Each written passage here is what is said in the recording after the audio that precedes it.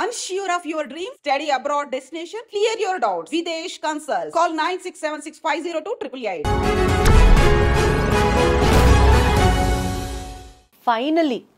Finally justice జరిగింది అని అనుకున్నా జరిగిన నష్టాన్ని తిరిగి మళ్ళీ రీప్లెనిష్ చేయలేము.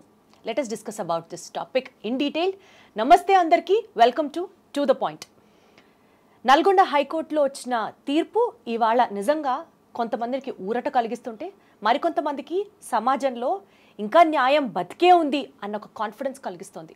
అమృత ప్రణయ్ల లవ్ స్టోరీ దగ్గర నుంచి, కులాంతర వివాహం చేసుకోవడం దగ్గర నుంచి, తండ్రి మారుతీరావు కూతురు మీద ఉన్న అమితమైన ప్రేమతో ప్రణయ్ని సుపారీలిచ్చి కొంతమందిని అసైన్ చేసి చంపించడం దగ్గర నుంచి, తిరిగి మళ్ళీ కూతురు తన దగ్గర లేదు అన్న ఒక చిన్న బాధతో, చేసింది తప్పే అన్న గిల్ట్తో మారుతీరావు సూసైడ్ చేసుకోవడం, చనిపోవడం, ఇదంతా ఒక పార్ట్ ఆఫ్ ద కాయిన్. అయితే నా కొడుకుని నాకు దూరం చేశారు, అమృతకి ఒక హస్బెండ్ లేకుండా చేశారు అన్న ఒక కేసుని ఒక లీగల్ పాయింట్లో కనుక చూసుకుంటే, కోర్టులో కేసు వేయడం, 6.5 years ట్రయల్ పీరియడ్ నడవడం, ఇవాళ తీర్పు రావడం, A2 సుభాష్ అనే వ్యక్తికి ఉరిశిక్ష విధిస్తే కోర్టు మిగిలిన మెంబర్స్ ఎవరైతే ఉంటారో ఈ క్రైమ్లో అసోసియేట్ అయ్యి వాళ్ళందరికీ లైఫ్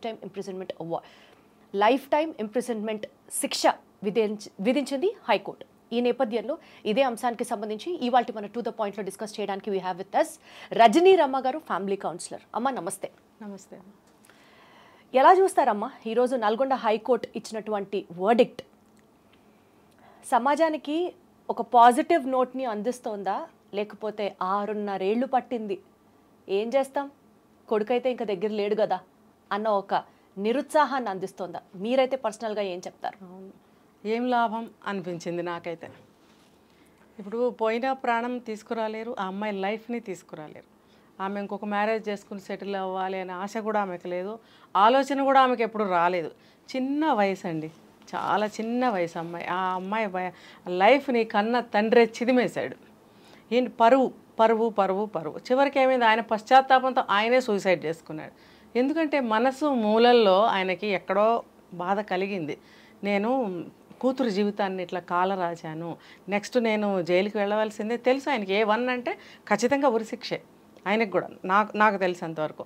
ఇప్పుడు ఆయన పురమాయించింది ఆయన, చేయించింది ఆయన, మొత్తం కేసు నడిపించింది ఆయన, కాబట్టి ఆయన మీదనే ఫస్ట్ పెట్టారు చూడండి A1.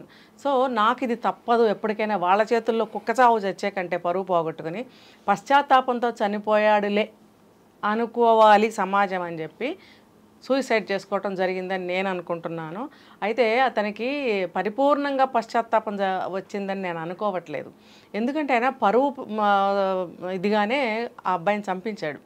కాబట్టి నేను ఇప్పుడు చెప్పాను కదా, ఆ కోర్టుకు వెళ్ళడము, పోలీసులకు చిక్కడము, ఆ జైలు శిక్ష అనుభవించడము, తర్వాత పర్మనెంట్ పనిష్మెంట్ ఏదో ఒకటి ఇస్తారు, ఇదంతా కూడా పరువు పోతుంది. ఇది కూడా సెకండరీ చూడండి. ఫస్ట్ పరువు కోసం చంపించాడు, సెకండ్ పరువు కోసం ఏం చేశాడు, ఆత్మహత్య చేసుకున్నాడు. లోకం ఏమనుకుంది, ఈయన పశ్చాత్తాపడ్డాడు. ఓకే ఒక మూల కొంచెం పశ్చాత్తాపడ్డాడేమో ఏదో ఒక ఇంత.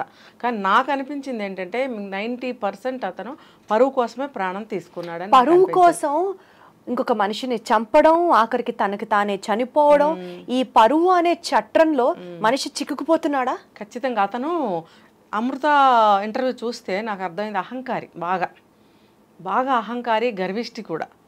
మరి అతనికి ఎందుకు వచ్చింది, డబ్బుతో వచ్చిందా, మరి అంగబలం ఉందా, ఆర్థిక బలం ఉందా, ఏముంది ఆయనకి అనేది మనకు తెలీదు. మొత్తానికి ఆయన అహంకారి, గర్విష్టి లాగానే నాకు అనిపించింది. ఇంట్లో కూడా ఫ్యామిలీ మెంబర్స్ ఆయన ఎలా బిహేవ్ చేసేవాడు అనేది ఆ అమ్మాయి చెప్పింది.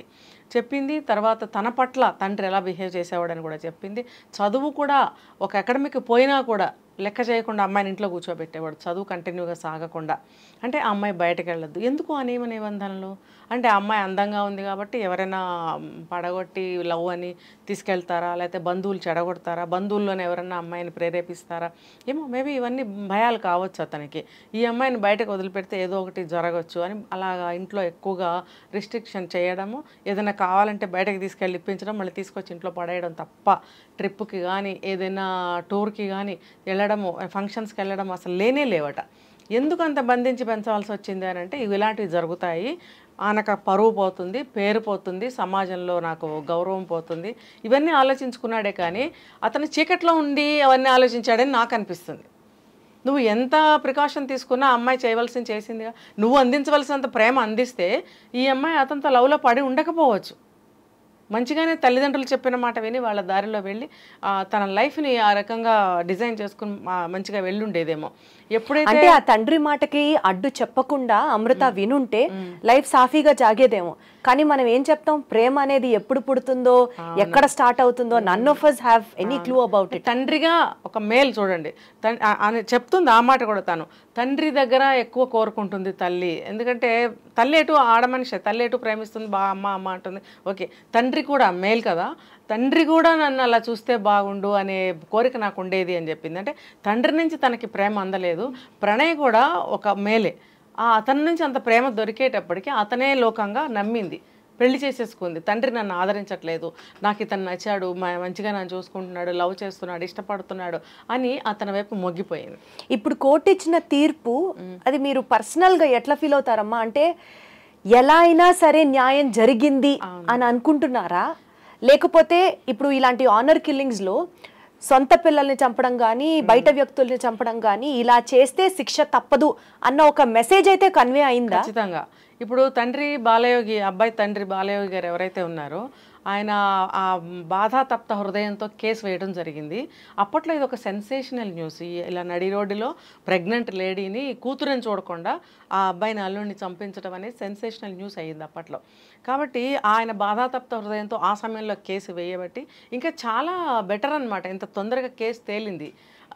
ఈ మధ్య కాలంలో ఎన్నో కేసులు వచ్చినప్పటికీ కూడా ఈ అమృత ప్రణయ్ కేసు ఎవరు మర్చిపోలేదు చూడండి. ఇప్పుడు ఈ మధ్య ఎన్నో జరిగాయి, చాలా కేసులు మర్చిపోయారు జనం, కానీ అమృత ప్రణయ్ కేసు మాత్రం ఎవరూ మర్చిపోలేదు. అంటే ఆ హృదయంలో అంత బాగా హత్తుకుపోయింది ఆ విషయం అనేది. సో ప్రజలందరూ కూడా అతనికి కఠినమైన శిక్ష పడాలి, ఇందులో ఎటువంటి తీర్పిస్తారని చాలా ఉత్సుకతతో ఎదురు చూస్తున్నారు. అయితే 6 years 6.5 years ట్రయల్ పీరియడ్ పడ్డదాన్ని మనకి యూజువల్గా ఒక మాట చెప్తూ ఉంటారు, justice delayed is justice denied అంటూ ఉంటారు. బట్ ఇక్కడ 6.5 years పట్టినా అట్లీస్ట్ ఇప్పుడైనా సమాజానికి ఒక కనువిప్పు కలిగింది అని అనుకోవచ్చా? దీనికి పోలీసులు కూడా ఏం చెప్తున్నారు తెలుసా, ఏఐ ఆర్టిఫిషియల్ ఇంటెలిజెన్స్ ఉపయోగించి కూడా మేము, అంటే అది ఇప్పుడు వచ్చింది, ఆ కేసు అయినప్పుడు లేదు, ఇది ఇప్పుడు వచ్చింది ఆర్టిఫిషియల్ ఇంటెలిజెన్స్ అనేది. కానీ మేము ఆ కేసుని దీంతో అనుసంధానించి కొత్త కొత్త సాక్ష్యాలను కూడా మేము ఇంకా కీన్గా బయటకు లాగగలిగాము అని ఆ పోలీసులు చెప్పడం జరిగింది మనకి. కాబట్టి మనకి సాక్ష్యాలు చాలా స్ట్రాంగ్గా దొరికాయి. తర్వాత ఈ ఇంటెలిజెన్స్ అనేది మనకి ఆర్టిఫిషియల్ ఇంటెలిజెన్స్ ద్వారా మనం చాలా తొందరగా దీన్ని కేసుని ఫైనల్ చేయటం జరిగింది, చేయగలిగాము అని కూడా చెప్తున్నారు. కాబట్టి ఇది చాలా త్వరగానే తేలిందని చెప్పుకోవచ్చు. ఇంకా ఏ 10 సంవత్సరాలు 15 సంవత్సరాలు చేయకుండా 7 years లోపలనే తేల్చారు. అసలు మన జ్యుడిషియల్ సిస్టంలోనే ఆనర్ కిల్లింగ్స్కి కనుక ఎవరన్నా పాలు పడితే వీళ్ళకి ఇలాంటి శిక్షలు ఉంటాయి అని అంటే లీగాలిటీగా ఆ ఎఫెక్టివ్నెస్ ఉందా మన సిస్టమ్కి? మీరు నమ్ముతున్నారు? నుంచి ఉంటుంది. ఇప్పుడు అదే కదా చెప్పారు, ఇక్కడ నుంచి ఇలాంటివి జరిగితే ఇలాంటి శిక్షలే ఉంటాయి, ఇది ప్రజలందరికీ ఒక హెచ్చరిక అని కూడా చెప్తున్నారు. ఇప్పుడు ఇందాక కనెక్టింగ్గా ఈ బాలయోగి గారు ఎవరైతే కేసు వేశారో ఆయన మనసు చాలా శాంతించింది అని చెప్పి న్యూస్లో చెప్పడం జరిగింది. మీట్లో మాట్లాడుతూ కూడా కళ్ళెమ్మటి నీళ్లు పెట్టుకుంటూ చాలా బాధపడ్డారు. ఆ సమాధి దగ్గర ఫ్యామిలీ ఏడవటము, పోయిన కొడుకు తిరిగి రాడు కదా మేడం. అది ఆ అబ్బాయి సమాధి దగ్గరికి వెళ్ళిన ప్రతిసారి, ఫోటో చూసిన ప్రతిసారి, ఆ మెమరీస్ గుర్తొచ్చిన ప్రతిసారి గుండె కలిసివేస్తుంది వాళ్ళకి. అది అనుభవించే వాళ్ళకే తెలుస్తుంది, చెప్పే వాళ్ళకి చాలా ఈజీగా ఉంటుంది, ఏముందిలో కాసేపు ఏడుస్తారు మర్చిపోతారు. కానీ ఆయన ఎదురుగా సాక్షిభూతంగా కోడలు మనవడు కనిపిస్తున్నారు నిత్యం కూడా. ఆ కొడుకు లేని లోటు వీళ్ళ ద్వారా ప్రతిరోజు కనిపిస్తూనే ఉంది. వాళ్ళకి పచ్చి పుండులాగానే ఉంది ఇప్పటికీ. అది కూడా గుర్తుకొస్తే వాళ్ళకి గుండె పగిలేంత కన్నీళ్లు, ఏడుపు వస్తూనే ఉంది వాళ్ళకి. చూడండి, అది అనుభవించే వాళ్ళకే తెలుసు. ఈ మొత్తం ఎపిసోడ్లో చాలా టేక్అవే పాయింట్స్ ఉన్నాయండి. ఒక్కొక్క దాని గురించి మాట్లాడితే సమాజం యొక్క బాధ్యత, ఇంటర్ కాస్ట్ మ్యారేజ్ గురించి, ఒక సమాజానికి ఉన్నటువంటి ఒక సామాజిక బాధ్యత ఎలా ఉండాలి, ఎలా ఆలోచించాలి అని అంటే ఏం చెప్తారు? ఇప్పుడు ఈ కులాలు, ఈ మతాలు అనేవి ఈ పిల్లలు దాన్ని కూడా పక్కన పెడదాం. ఈ పిల్లలు అనేవారు ఇవన్నీ ఆలోచించరు. వాళ్ళకి మనసుకి నచ్చిన వాళ్ళు, కొంతమంది అట్రాక్షన్కి లోనై మోసపోతున్నారు, కానీ మనస్ఫూర్తిగా ప్రేమించిన వాళ్ళు కూడా అక్కడక్కడ ఉంటున్నారు. ఏదైనా కూడా వాళ్ళు ఇష్టపడి పెళ్లి చేసుకుంటున్నారు. యాక్సెప్టెన్సీ లేకపోవటం వల్ల కూడా కొంత పిల్లల్లో భయాలు బయలుదేరి అబ్బాయిలే ఉన్నారు, అమ్మో ఎలా వదిలించుకోవాలి ఈ అమ్మాయిని, ఏమన్నా గొడవలు అవుతాయేమో అని ఆ సైడ్ నుంచి కూడా అటువంటి ఆలోచనలు వస్తున్నాయి అబ్బాయిలకి. అలాగే అమ్మాయిలో కూడా అమ్మో మేము కాని పని చేస్తున్నామనే ఒక గిల్ట్ ఫీలింగ్ వాళ్ళలో వస్తుంది. మేము తప్పు చేస్తున్నాము ఎందుకు వాళ్ళకి లేదది. ఈ సమాజాన్ని బట్టి వాళ్ళు రైట్ వేలో వెళ్తున్నా కూడా మేము తప్పు దారిలో వెళ్తున్నామని అనుకునే వాళ్ళు కూడా ఉన్నారు. కాబట్టి ఈ సమాజం అనే వాళ్ళు ఈ కులాలు మతాలు పక్కన పెట్టి ఇష్టమైన వాళ్ళని చేసుకుంటున్నారు. వాళ్ళు మైనర్లు కాదు, మేజర్లు. ఇష్టమైన వాళ్ళని చేసుకుంటున్నప్పుడు ఊరుకోండి. మీ ఇష్టాన్ని చెప్పొద్దు, అయిష్టాన్ని చెప్పొద్దు. ఎందుకంటే వాళ్ళు చేసుకుంటున్నారు. చేసుకున్న తర్వాత రిఫ్రిగేషన్స్ అన్నీ కూడా ఫేస్ చేయవలసిన సిచ్యువేషన్ వాళ్ళకే ఉంటుంది. ఆ రెస్పాన్సిబిలిటీ వాళ్ళే తీసుకుంటారు. ఎట్లా వాళ్ళు క్రాస్ చేయాలి అనేది వాళ్ళే నిర్ణయించుకుంటారు ఆఫ్టర్ దట్. ఎందుకు వాళ్ళు మేజర్లు అయిన తర్వాత ఒక కులం కాని కులం, ఒక మతం కాని మతం వాళ్ళని మనం ప్రేమిస్తున్నాం, పెళ్లి చేసుకుంటున్నాం, వాళ్ళ మతంలోకి మనం వెళ్తున్నాం, వాళ్ళ కులంలోకి మనం వెళ్తున్నాం, మనం గట్టిని అవ్వగలమా లేదా, అడ్జస్ట్ అవ్వగలమా లేదా, అడాప్ట్ చేసుకోగలమా లేదా అని మొత్తం వాళ్ళు ఆలోచించుకోవాలి. ఈ కులానికి సంబంధించి కానివ్వచ్చు, మతానికి సంబంధించి కానివ్వచ్చు, ఎన్ని కమ్యూనిటీలు అయితే ఉన్నాయో ఈ కమ్యూనిటీలు అందరూ ముక్తకంఠంతో ఒక బెటర్ ఫ్యూచర్ కోసం నిజంగా ఒక స్టాండ్ మీద కనుక ఉంటే ఫ్యూచర్లో ఇలాంటి ట్రాజడీస్ని మనం ఖచ్చితంగా అరికట్టచ్చు. కానీ ఇంకా పాతుకుపోయి ఉన్నాయి. ఇంకా కూడా ఇప్పటికీ కూడా నాకు తెలిసి కులాల పిచ్చి ఇప్పుడు ఇంకా ఎక్కువైంది. ఈ జనం కళ్ళు తెరవాలి. కులం కులం కులం అంటే అదే అమెరికాలో ఉంటే ఏ కులమైనా పర్వాలేదు, మన అమ్మాయి ఏ కులస్తుడితోనే. కానీ వాస్తవానికి డాక్టర్లు కూడా ఇవాళ రేపటి రోజులో చెప్పే మాట, కులాంతర వివాహం చేసుకుంటే మైండ్ ఇంకాస్త షార్ప్గా నెక్స్ట్ జనరేషన్కి ఎఫెక్టివ్గా పనిచేస్తుంది, కొంచెం బ్లెస్డ్గా ఉంటారు బేబీస్ అని చెప్తున్నారు. నేను దానికన్నా ఇంకొకటి చెప్తాను బెటర్గా. ఎవరు అవునన్నా కాదన్నా నెక్స్ట్ ఎవరికి నచ్చిన వాళ్ళని చేసేసుకుంటున్నారు. మీరు ఎవరు ఏం చేయలేరు. అప్పుడు ఇంకా ముందు కాలం నాటికి ఏ కులస్తులు వెళ్ళి పడలేరు, ఏ మతస్థులు వెళ్ళి అడ్డుపడలేరు, ఎవరిని హత్య కూడా చేయలేరు. అదంతా ఇంకా నార్మల్ అయిపోతుంది, కామన్ అయిపోతుంది. కానీ ఇప్పటికే కులపిచ్చి ఎక్కువైపోతుంది అంటున్నారు. ఎక్కువైపోతుంది, కానీ జరిగేవి జరుగుతూనే ఉన్నాయి. ఇవి జరుగుతున్నాయి, అవి జరుగుతాయి. అంటే ఏంటంటే మార్పు అనేది ఎంత ఫాస్ట్గా జరుగుతుందో ఈ ప్రజలు అర్థం చేసుకోవాలి. ఇప్పుడు మనము చంపేస్తే ఏమవుతుంది, మన బిడ్డ వాళ్ళ బిడ్డ పోతారు. కులం ఎక్కడన్నా ఇలా కనిపించిందా? కులం ఇలా కనిపిస్తుందా గాలిలో? కులం అనేది ఎక్కడా లేదు కదా. పోనీ మనకి ఇక్కడ రాసి మనం పుట్టాము, మనకి ఇక్కడ రాసి ఉందా కులము? ఏమీ లేదు. ఆ కనపడిన దానికి లేని దానికి మనం ఎందుకు పరుగులు పెడుతున్నాము అనే మూర్ఖత్వంలో నుంచి బయటకు వచ్చి ఆలోచించాలని. రక్తానికి కులం లేదు, మనసుకి అసలు దేనికి లేదండి. ఇప్పుడు అసలు కులాలు ఎక్కడున్నాయి చెప్పండి? కరెక్ట్. ఎప్పుడున్నాయి? బ్రాహ్మిన్స్ అనేవాళ్ళు, అంటే నేను కులాలు మాట్లాడకూడదు, అగ్రవర్ణం నుంచి లీస్ట్ వర్ణం వరకు తీసుకుంటే అందరూ నాన్ వెజ్ తినేవాళ్ళేనండి ఒకప్పుడు. ఎందుకు ఇప్పుడు బ్రాహ్మిన్స్ తినట్లేదో తెలుసా? ఎందుకు నిర్ణయించబడింది? వాళ్ళు తినము అని ఒక ఒప్పందం చేసుకున్నారు ఒకప్పుడు. ఎందుకు అనంటే మన సింధు నాగరికత అనేది ఉండేది కదా, ఆ టైంలో మనకి పర్షియన్స్ మన ఇండియాలో ప్రవేశించినప్పుడు ఎవరికి ఆ వాటర్ ఎక్కడ ఉంటే అక్కడ జనజీవనం ఉంటుంది, అందరికీ తెలిసిందే. ఎవరి పని వాళ్ళు, వృత్తి అని కూడా లేదు అప్పుడు. ఇప్పుడు నాకు వచ్చిన పని నేను చేస్తాను, నీకు వచ్చిన పని నువ్వు, అలా చేసుకుంటూ కల్టివేషన్ చేసుకుంటూ అలా అక్కడ ఉన్నప్పుడు వీళ్ళనే వాళ్ళు బయట నుంచి వచ్చి మేమే ఇక్కడ హెడ్సము, మీరు మా మాట వినాలని దౌర్జన్యం చేసి వాళ్ళ మీద కమాండింగ్ తీసుకుని నువ్వీ పని చేయి అని నియమించినప్పుడు వాళ్ళు చేసిన పనిని బట్టి వాళ్ళని ఆ పేరుతో పిలిచేవారు. కరెక్ట్. వాళ్ళని తర్వాత కాలంలో ఏమైంది, ఈ గుడులు కట్టడము, తర్వాత పూజలు పునస్కారాలు, ఒక హిందూ మతము, ఇవన్నీ వచ్చినప్పుడు గుళ్ళని కాపాడాలి, విగ్రహ ప్రతిష్టలు అవన్నీ చేసుకునో లేకపోతే ఎలాగో పూజలు చేసుకునేవారు కదా ఆ టైంలో, దానిని కాపాడాలి, పూజలు చేయాలి, నియమాలు ఉండాలంటే ఎవరు ముందుకు వస్తారు అంటే అందరూ నాన్ వెజ్ తినేవాళ్ళే. అందరూ తినేవాళ్ళు అయినప్పుడు ఎవరు మానుకుంటారు? ఇప్పుడు కొంతమంది ఏమన్నారు, మేము చేసే పనులకి మాకు బలం ఉండాలి, మేము అది మానకూడదు అంటే. రాజ్యాంగాలు వచ్చిన తర్వాత అప్పుడు రాజులు ఏమన్నారు, మేము దేశాన్ని కాపాడాల్సిన వాళ్ళము, యుద్ధాలు చేయవలసిన వాళ్ళము, మాకు కండబలం ఉండాలి, మేము తినకపోతే కుదరదు అన్నారు. ఇలా ఎవరికి తోచిన నిర్ణయం వాళ్ళు చెప్పి మేము ఉండం మన నియమాలు పాటించమన్నప్పుడు ఒక కేటగిరీ ఆఫ్ పీపుల్ ముందుకు వచ్చారు. ఎస్ మేము అంటే వాళ్ళు కూడా ఒక స్వార్థంగా నిర్ణయాలు తీసుకున్నారు. ఏంటి, ఈ పూజలు చేస్తూ గుళ్ళ మీద ఆధిపత్యం తీసుకుని మేము అగ్రవర్ణంగా ఉండొచ్చు కదా అన్నట్టుగా వాళ్ళు ఒక కేటగిరీ ఆఫ్ పీపుల్ వచ్చి మేము ఉంటాము, మేము నియమనిష్టలు పాటిస్తాము, మేము దైవత్వాన్ని హిందుత్వాన్ని కాపాడుతాము, మేము పూజలు చేస్తామని ముందుకు వచ్చారు. అయితే నియమనిష్టలు పాటించాలి కాబట్టి నాన్ వెజ్ అప్పటి నుంచి వాళ్ళు మీరు తినకూడదన్నారు. సరే మేము తినమని మేము అగ్రవర్ణం అని చెప్పి అగ్రస్థాయిలో వాళ్ళు ఉన్నారు. తప్పితే ఇంకా అందరూ సమానమే. అప్పుడు కూడా కులాలంటే ఏమీ లేవు. ఇప్పుడుకి వచ్చేటప్పటికి అది పాతుకుపోయి ఇప్పుడు ఎంత దూరం వచ్చిందండి అది. ఒకప్పుడు అందరూ తినేవాళ్ళే నాన్ వెజ్, ఇప్పుడు నాన్ వెజ్ తినేవాళ్ళని వీళ్ళు ఎలా అసహించుకుంటున్నారు. కరెక్ట్. గతాన్ని ఎప్పుడు మర్చిపోకూడదు, చరిత్రను ఎప్పుడు మర్చిపోవద్దు. Absolutely correct. ఒకవేళ మీకు తెలియపోతే, గుర్తు లేకపోతే చరిత్రలు తిరగేయండి, అందరం ఒకటే అనేది తెలుస్తుంది. ఎర్లీ స్టేజ్లో ఎర్లీ మ్యాన్ అందరూ ఒకటే కదా, ఆ టైంలో అందరూ ఒకటే తిన్నారు, తర్వాత కాలంలో కూడా అందరూ ఒకటే తిన్నారు. ఎప్పుడైతే కేటగిరీస్ విభజించారో దేశం యొక్క మంచి కోసమో అప్పుడు ఇవన్నీ వచ్చి నేనిది నువ్వు ఇక్కడే ఉండాలి, నువ్వు ఈ గల్లీలో ఉండాలి, నువ్వు ఈ గుడిసెలో ఉండాలని నిర్ణయించారు తప్పితే భగవంతుడు ఎప్పుడు కూడా నిర్ణయించలేదు.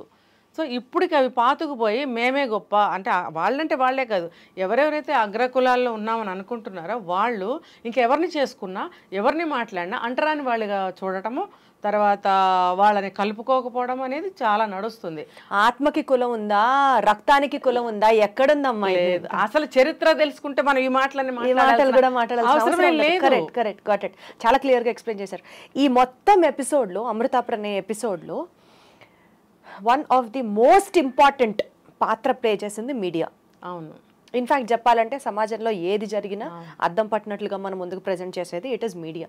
మీరు ఏమనుకుంటున్నారు ఆనెస్ట్గా అంటే ఒక్కొక్క సందర్భంలో పర్సనల్ స్పేస్లోకి మీడియా ఎక్కువ డైవ్ అయిపోతుంది అన్న విమర్శలు కూడా మీడియాకి సంబంధించి మనం వింటూనే ఉంటాం. ఈ నేపథ్యంలో ఈ పర్టికులర్ ఇన్సిడెంట్లో మీడియా పాత్ర అడిక్వేట్గా ఉందా, ఆర్ ఇంకాస్త సెన్సిటివ్గా ఉంటే బాగుండు అని అనిపించిందా? పర్వాలేదు, అంత డీప్గా వెళ్ళి బాధ ఎవరిని పెట్టలేదు, ఉన్న విషయాన్ని ఉన్నట్టుగానే ప్రజెంట్ చేశారు. ఈ పర్టికులర్ కేసులో, అమృత ప్రణయ్ కేసులో ఎక్కువగా దాన్ని కలర్స్ వేసి ప్రజల్లోకి చెడుగా తీసుకెళ్లకుండా ఉన్నది ఉన్నట్టుగా ప్రజెంట్ చేశారు. అందు గురించి బాగా సింపతి పెరిగింది. ఒరిజినల్ ఏమైతే జరిగిందో దాన్నే ప్రజెంట్ చేశారు కాబట్టి ప్రతి ఒక్కళ్ళు కూడా అటెన్షన్ పే చేశారు దాని మీద. ఎస్, ఇది నిజాయితీగా ఉన్న కేసు, నిజమే ఇది ఇలా జరిగింది అంటే నమ్మదగినట్టుగా. ఎవరు చెడు చేస్తే ఎస్ వీళ్ళు చెడు చేశారు అన్నట్టుగానే ప్రజెంట్ చేశారు. ఇప్పుడు ఈవిడ ఎవరు మారుతీరావు చేసిన పనులన్నీ, ఆయన హోటల్లో రూమ్ తీసుకోవడము, ఆ రోజు ఫుడ్ తీసుకెళ్ళి తినడము, అంటే సూసైడ్ చేసుకునే ముందు రోజు, అదంతా కూడా యాజ్ ఇట్ ఈస్గా మనకి రియల్గానే చూపించారు. మీడియా కొంచెం ఎక్స్ట్రాగా చూపించడం అనేది ఈ మధ్య కాలంలో జరిగింది, అప్పట్లో అంత లేదు, ఒరిజినల్గానే చూపించారు. ఈ కేసులో, పర్టికులర్ కేసులో ఎక్కడా కూడా అతి చేయలేదు, ఎక్కడా కూడా కల్పితాలు లేవు. ఇప్పుడు ప్రజెంట్ వస్తున్న న్యూస్ కూడా కరెక్ట్గానే చూపిస్తున్నారు. ఈరోజు తీర్పు ఇచ్చారు, అనేకమైనటువంటి ఏమంటారు ఎపిసోడ్స్, వీడియోస్. 100% మీడియా సక్సెస్ గా కూడా దీన్ని మనం అభివర్ణించాల్సి. మీడియా ఎప్పుడు కూడా ఇలాగే ఉండాలని కూడా నేను చెప్తాను. ఎందుకంటే ఈ మధ్య మీడియాకి కొంచెం చెడ్డ పేరు వస్తుంది. అందరూ కూడా అంటున్నారు మీడియా వాళ్ళు ఇలా చేస్తున్నారు, అలా చేస్తున్నారు, ఉన్నది లేనట్టు, లేనిది ఉన్నట్టు. ఇది అసలు చాలా తప్పు. ఎప్పుడు కూడా ఇలా ఉండకూడదు. మీడియా ద్వారానే దేశంలో మంచి చెడు అనేది డిపెండ్స్ అయింది మీడియా మీదే.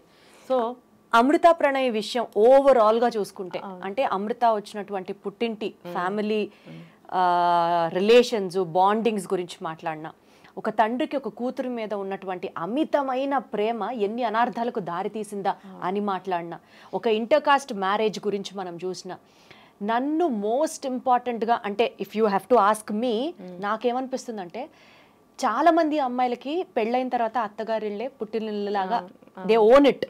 ఈ నేపథ్యంలో అత్తా మామ సరిగ్గా చూడని సిచ్యువేషన్స్, అత్తా కోడలికి పడని సిచ్యువేషన్స్, ఇలాంటివి ఎక్కువ వింటున్న నేపథ్యంలో కొడుకు పోయిన తర్వాత కోడల్ని, అది కూడా ప్రెగ్నెంట్గా ఉన్న కోడల్ని కూతురులాగా ఓన్ చేసుకోవడం కానీ, వాళ్ళు ముగ్గురు కలిసికట్టుగా ఆ కేసు కోసం ఫైట్ చేయడం కానీ, అంటే పెళ్ళైన తర్వాత అత్తామామలతో కోడలికి ఇంత ఘనంగా బాండింగ్ ఉండాలా అని ఒక బ్యూటిఫుల్ ఎగ్జాంపుల్ని సొసైటీకి చూపిస్తున్నారు వీళ్ళు. Hats off. ఎందుకంటే కూతురికి అంటే కోడలికి బోలెడంత బాధ, కొడుకును పోగొట్టుకున్న తల్లిదండ్రికి ఈక్వల్గా జీవితాంతం బాధ. వీళ్ళ ముగ్గురు ఒకటిగా నిలబడి ఒకే ఉద్దేశం కోసం ఫైట్ చేసి, సమాజానికి ఒక ఐడియల్ ఫ్యామిలీ అంటే ఇలా ఉండాలి, కోడల కోసం అత్తమామ కోసం కోడలు, మనోడు, అందరం కలిసి ఒక పాజిటివ్ మెసేజ్ వస్తున్నట్లుగా నేనైతే I really look up to them. ఏం చెప్తారు మీరు టోటల్ ఎపిసోడ్ లో టేక్ అవే పాయింట్స్ ఏంటమ్మా? టేక్ అవే అంటే అమృత తీసుకున్న డెసిషన్ బాగుంది. తను ఇక్కడ ఉంటే భర్త ఉన్నట్టు ఫీల్ అవుతుంది. అత్తగారింట్లో ఉండటం అంటే ఏంటి, భర్త తను అత్తగారు మామగారు కలిసి ఉండటం కదా. తను అలా ఫీల్ అవుతూ అక్కడే ఉండటానికి బాధ్యతగా తీసుకొని అక్కడే ఉండడానికి నిలబడింది, డెసిషన్ తీసుకుంది. దట్టు తను ప్రెగ్నెంట్ లేడీ, బాబు పుట్టాడు, ఆ ప్రణయ రూపంలోనే బాబు పుట్టాడు అనే సంతోషం ఇంట్లో అందరిలో నిండిపోయింది. తర్వాత మా బాబే మా ఇంట్లో పుట్టాడు, ఈ అమ్మాయి మా సొంత అమ్మాయి అన్న ఫీలింగ్ వాళ్ళల్లో కూడా అంతకు ముందు కూడా ఈ అమ్మాయిని ఇష్టపడ్డారు వాళ్ళు. ఎప్పుడైతే ఆ గొడవలు జరిగినాయో కొంచెం మనకు ఎందుకులేని దూరంగా ఉన్నారు, కానీ ఈ లోపల పెళ్లి చేసుకోవడము, ప్రెగ్నెంట్ అవ్వడం ఇవన్నీ జరిగినాయి. వీళ్ళందరూ యాక్సెప్ట్ చేశారు కాబట్టి ఆ అబ్బాయి చనిపోయిన తర్వాత కూడా నీ వల్ల ఇది జరిగింది అని చెప్పి గెట్అవుట్ చేయకుండా మా బాబాయ్ మా ఇంట్లో పుట్టాడు, ఈ అమ్మాయి ఇంత ప్రేమించింది, ఇంత ఇష్టపడింది మా అబ్బాయిని తలపైన పెట్టుకున్నారు. ఇంత జరిగినా కూడా ఆ అమ్మాయిని చాలా బాగా చూసుకుంటున్నారు. అమ్మాయి యూట్యూబ్ జర్నీలో అమ్మాయిని ఎంకరేజ్ చేశారు, ఎన్నో రీల్స్ చేస్తుంది, చాలా బాగా. తనకంటూ ఒక లైఫ్ కావాలి. ఇప్పుడు ఇంత ఇష్టంగా లవ్ చేసినప్పుడు మళ్ళీ ఇంకో మ్యారేజ్ చేసుకోవాలని ఆమెకు అనిపించకపోవచ్చు. కాబట్టి వాళ్ళు ఇలా అమ్మాయిని టర్న్ చేసి డైవర్ట్ చేసి తన కెరీర్ కోసం ముందుకి చూడండి. ఒక ఇంటర్వ్యూలో అమృత చెప్పింది, ఎక్కడికి బయటకి కాలు పెట్టనిచ్చేవాడు కాదు మా నాన్న. ఒక బట్టలు కొనుక్కోవడానికి షాపుకి తీసుకెళ్తే కూడా గంటల బట్టలు కొనిపించి ఇంట్లో వదిలేసి వెళ్ళిపోయేవారు అని అన్నప్పుడు, మామగారు ఇంత చేస్తున్నప్పుడు మామగారు ఒక దేవుళ్ళగానే కనిపిస్తారు. అత్తగారు కూడా చాలా బాగా చూసుకుంటుంది. సమాజంలో ప్రతి ఒక్కళ్ళు కూడా బాధలు, కక్షలు, కోపాలు ఇవన్నీ దూరంగా పెట్టి మన అని అనుకున్నప్పుడు ఫ్యామిలీస్ అన్నీ కూడా చాలా బాగుంటాయి. ఇంకా హత్యలు కానీ, ఆత్మహత్యలు కానీ, వేధింపులు కానీ ఇలాంటివి ఏమీ ఉండవు. అందరూ ఇది ఒక రోల్ మోడల్గా తీసుకుని ఈ కుటుంబాన్ని, కోడల్ని ఎలా ప్రేమించాలి, అత్తమామల్ని ఎలా చూసుకోవాలి, ఎలా గౌరవించాలి, ఎలా చూసుకోవాలి అనేది ప్రతి ఒక్కళ్ళు ఈ కేసును చూసి నేర్చుకున్నట్టయితే చాలా కుటుంబాలు బాగుపడతాయి, మన సొసైటీ కూడా బాగుంటుంది. డెఫినెట్లీ ఈ తీర్పు వల్ల చాలా లెసన్స్ సమాజం నేర్చుకోవాలి. ఆనర్ కిల్లింగ్స్ని చెయ్యకూడదు, పాల్పడకూడదు. ప్రేమ అన్న పేరుతో అది ఓవర్గా ఉండి, మేబీ అది తండ్రి కూతురుల మధ్య కావచ్చు, లవర్స్ మధ్య కావచ్చు, ఒకళ్ళనొకళ్ళు చంపుకోవడం అన్నది ఈజ్ నెవర్ అ సొల్యూషన్. ఇలాంటివి కనుక జరిగితే ఇక నుంచి మన చట్టం, మన లా చూస్తూ ఊరుకోదు. అండ్ ఫ్యామిలీ బాండింగ్స్కి వెయిటేజ్ ఇస్తూ, అత్తమావలైతే ఏంటి, తల్లిదండ్రులు అయితే ఏంటి, అల్లుడైతే ఏంటి, కోడలైతే ఏంటి, కూతురు అయితే ఏంటి, ఆ మాటకు వస్తే ప్రాపర్ ఎగ్జాంపుల్గా నిలుస్తున్నటువంటి అమృత ఫ్యామిలీ మెంబర్స్ అందరికీ సమాజం తరఫున, మనందరి తరఫున డెఫినెట్లీ ఇంకా మనోధైర్యం కల్పించాలని, వాళ్ళు లైఫ్లో మంచి పొజిషన్లో సెటిల్ అవ్వాలని మనస్ఫూర్తిగా కోరుకుంటున్నామమ్మా. అందరం మనస్ఫూర్తిగా కోరుకుంటున్నాం. థ్యాంక్ యూ సో మచ్ అమ్మా.